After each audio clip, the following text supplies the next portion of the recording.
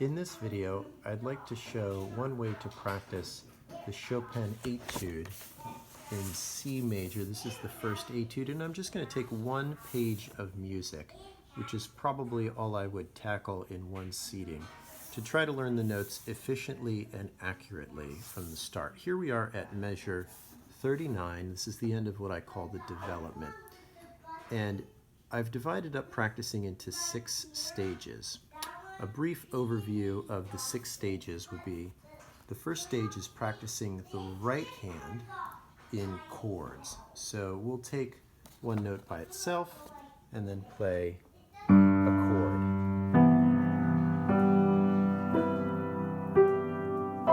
The second stage of practicing is just to take the left hand and go through the notes of the left hand.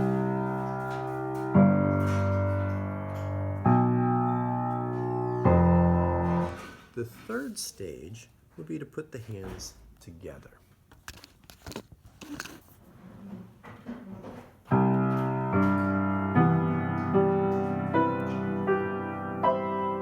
The fourth stage is then arpeggiating the pattern.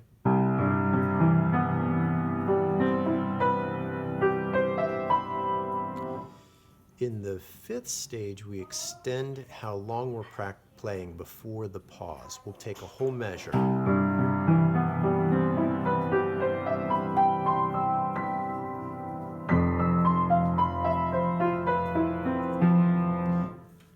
And in the final stage, we play as written. Now we'll go into detail about each stage of practice. Take the thumb note by itself, and then the 3 other notes of the chord together. And the reason we do this is you want to have packets of information, not only physically within your hand, but also mentally in your mind. It's kind of like what's done in a JPEG file, right?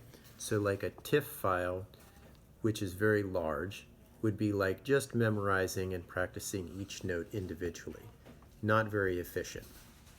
What the JPEG does is it says, okay, we have a packet of information here. This is a C7 chord. Whether or not you know what a C7 chord is, whether or not you know what it is, you can at least feel it and visualize it on the piano, and you memorize that as a packet of information.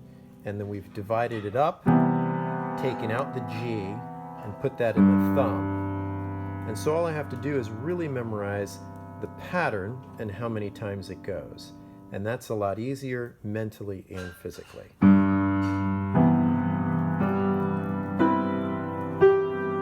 Okay? And we apply that principle to the rest of the piece, and we practice it that way first. And I showed in the special considerations that pattern doesn't really work for here. Instead, we break that into 2 notes. And it doesn't work here because the stretch is too big. So instead, we create a different set of information. The chord down at the bottom and the solo note up at the top. So first stage is go through the right hand and practice it that way.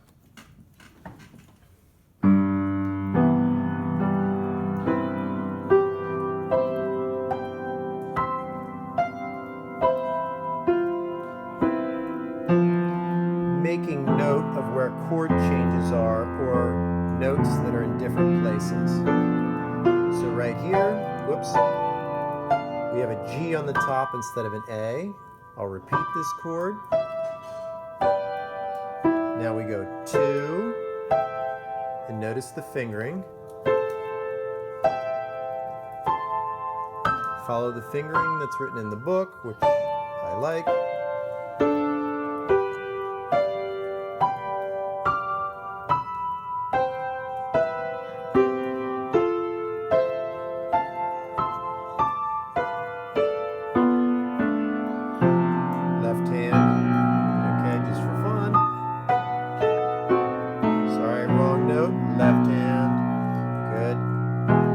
Pattern chord at the bottom, solo note at the top. One more.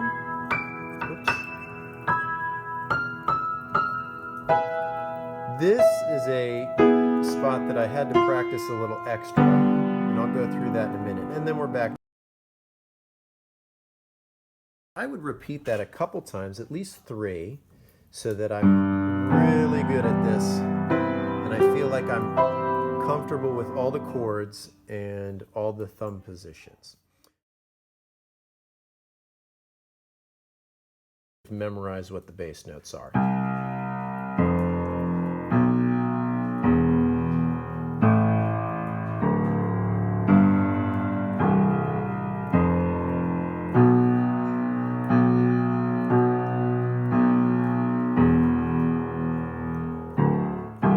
Now this is made easier because this is a very common harmonic pattern. And really all this is a walk around the circle of fifths.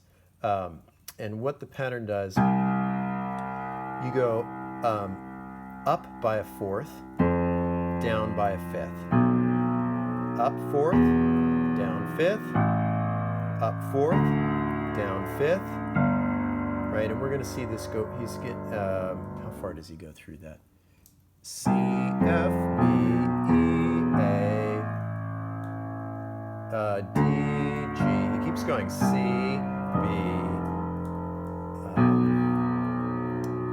And then once he gets to B, we kind of hesitate on B and conclude with E, and then we walk down to C. Okay? The only thing that makes it a little bit more complicated is when do we play solo notes, when do we play octaves, when do we go down, and when do we go up. So there we change the pattern by going up. Up, because we will run out of space on the piano.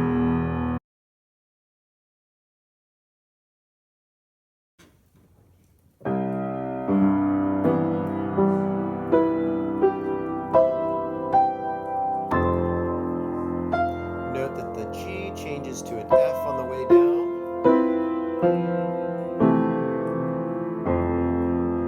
B.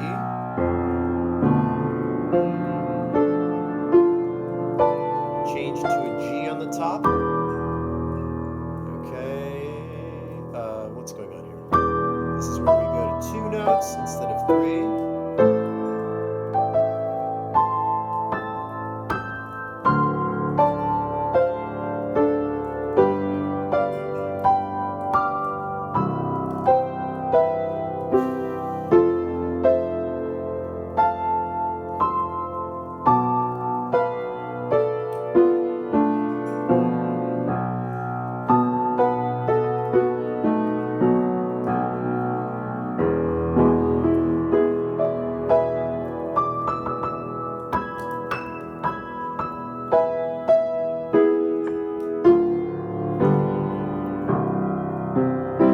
As I'm playing, I'm noticing the places where my hands don't automatically go to the right notes when the pattern changes. Right at the beginning, I always have a little bit of trouble getting into this pattern. And then for some reason, I have trouble with this E on top. So at this point, I might pause and just work on those 2 spots with the right hand pattern. And I broke it down into its parts. So we have a 4th and then a 5th. 4th, 5th, 4th, 5th. And part of what was troublesome was getting that 5th. My thumb was hitting F, and then placing the next chord was also a difficulty. Okay, from here to here. So I tell myself 4th, and then make sure I'm getting a 5th, and think especially about the thumb. And then I do what's called a connecting point when I have trouble finding the next chord. The connecting point is going to be, I'm connecting a B in my 2nd finger to the G in my 5th finger. So that's what I think about as this motion, 2, 5. And the 5 is right in the middle of my 5th, 4th. So I practice that, connecting. So now that I've done it a few times, I'm thinking fifth, here, fifth, connecting point. And we just repeat until it's comfortable. Fifth, connecting point.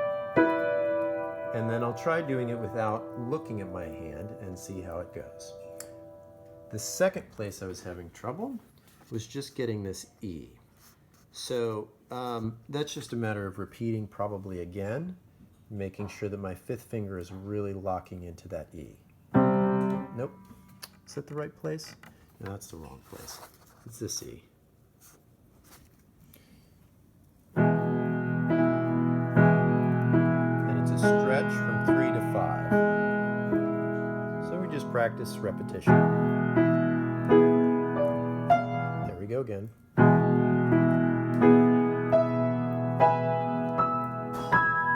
And especially the top note of the pattern. Individual notes rather than chords. We'll arpeggiate the pattern. We won't play everything all the way through just yet. We'll play 1, 2, 3, 4 notes in the right hand and pause, pause, pause. So it looks like this.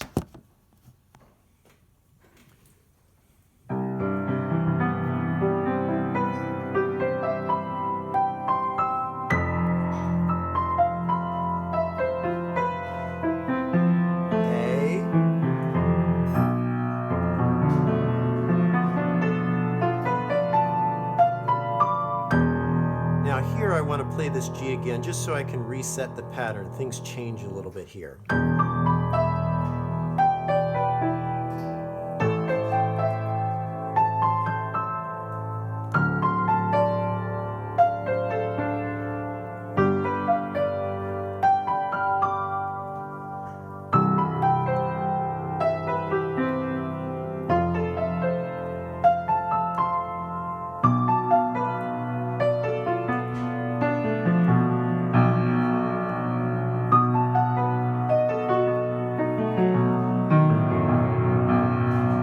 Go back to what we were doing before.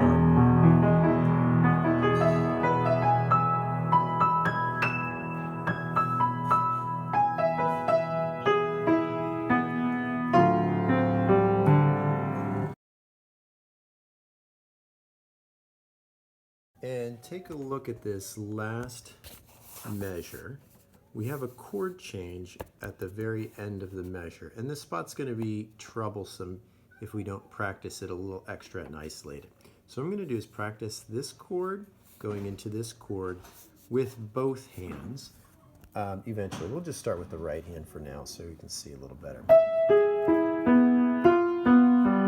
I've already practiced this a little bit, so I'm pretty good at it. But what I did was take the last part of the E major chord and practice going from here to here. And think about connecting 3 in my mind to 5, 3 on G sharp, 5 on F. And third finger and thumb share the B. And what's next is a fourth. So 3 parts. Then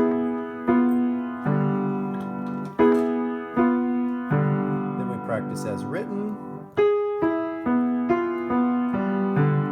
Several times. Add the top chord. And I isolated this first because we really have a different hand position on the keyboard up here. This is separate from this hand position. We have to move the hand and the arm to get from here to here. So we practice the whole thing.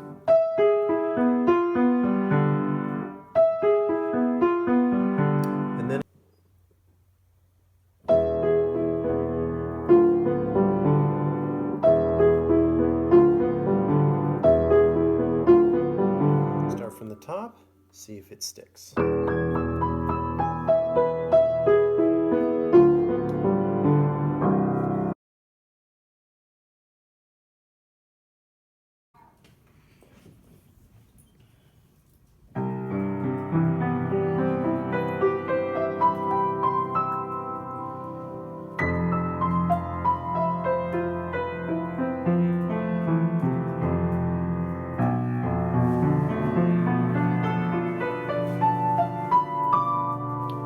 just half the measure.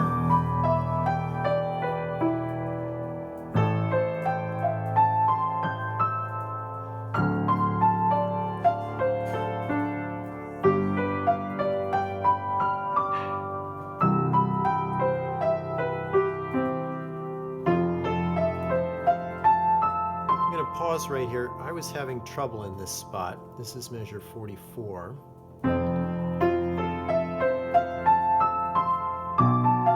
And I isolated it to a fingering problem. So right here is the issue. 2, 3, 5, 1, which is what we had in the similar place up here.